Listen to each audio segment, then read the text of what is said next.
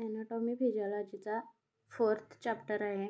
Circulatory system of blood vessels. Importance point आहेत बघा, ते टीका केलेले आहेत त्यांना. आता एक्झाम आहे सप्टेंबरमध्ये, तर तयारी करा. आणि छोटे छोटे मुद्दे जे आहेत ते MCQ साठी पडतात, तर सगळ्याचा अभ्यास व्यवस्थित करा.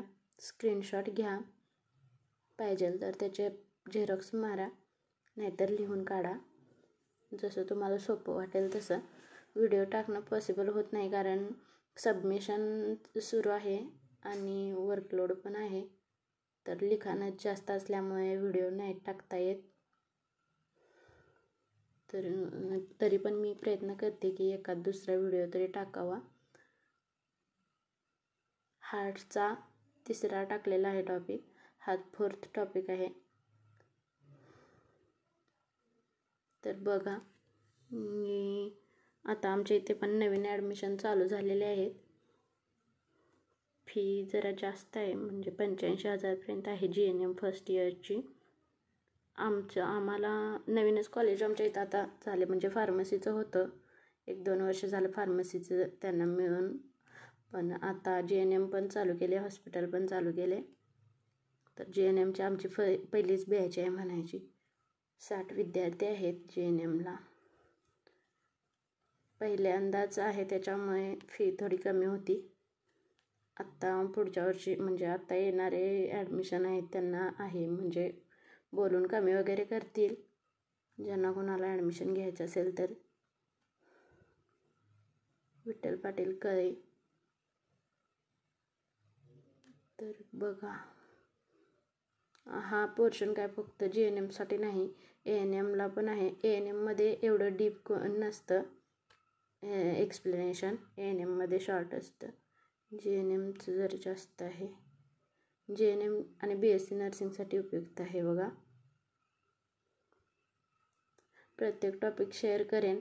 प्रत्येक टॉपिकमध्ये व्हॉइस ओव्हर येईलच असं नाही, मी फक्त फोटो अपलोड करायचा प्रयत्न करेन. व्हॉइस ओव्हरसाठी वेळ पण जास्त जातो आणि काय, आता ते जर वाचून दाखवलं असतं तर त्याला एवढा वेळ पण पुरणार नाही. बाकीची बडबड करण्यापेक्षा फक्त रिकामं व्हिडिओ टाकलेला बरा. आणि म्युझिक लावू शकत नाही कारण कॉपीराईट्स येऊ शकतं त्याच्यामुळे. तर बघा, ANMपेक्षा GNMला स्कोप आहे आणि सरकारी नोकरीसाठी बरं आहे.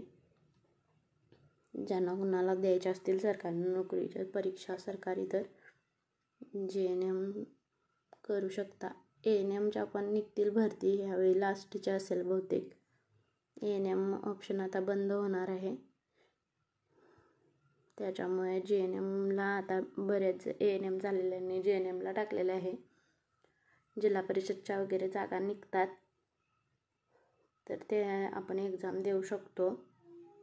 3.5 वर्षाचा डिप्लोमा कोर्स आहे हा. याच्यानंतर आपण पोस्ट BSc नर्सिंग करू शकतो. पाठवलेल्या टॉपिकच्या स्क्रीनशॉट काढून त्याच्या प्रिंटा मारा, म्हणजे अभ्यासासाठी सोपं जाईल. आणि प्रत्येक एक ना एक पॉईंट त्यातला रीड करा.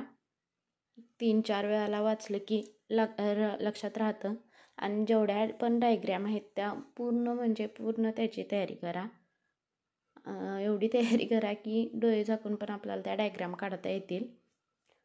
कारण जरी आपल्याला लिखाण जास्त नाही जमलं तरी डायग्रॅम काढून आपण तिथे अर्धा ते 1 मार्क मिळवू शकतो. त्याच्यामुळे डायग्रॅम ॲनाटॉमीला कंपल्सरी आहेत. जरी विचारल्या नाही त्यांनी, डायग्रॅम असा कॅप्शन जरी टाकला नसला तरी आपण डायग्रॅम ह्या काढायच्याच. डायग्रॅम काढून आपण एक्सप्लेनेशन तिथे देऊ शकतो बाकीचं, पण डायग्रॅम कंपल्सरी आहेत, डायग्रॅम काढायच्याच. डायग्रॅममुळे समोरच्या तपासणाऱ्याला पण वाटतं की बाबा ह्याने डायग्रॅम काढले म्हणजे याला त्यातलं काहीतरी माहिती असेल.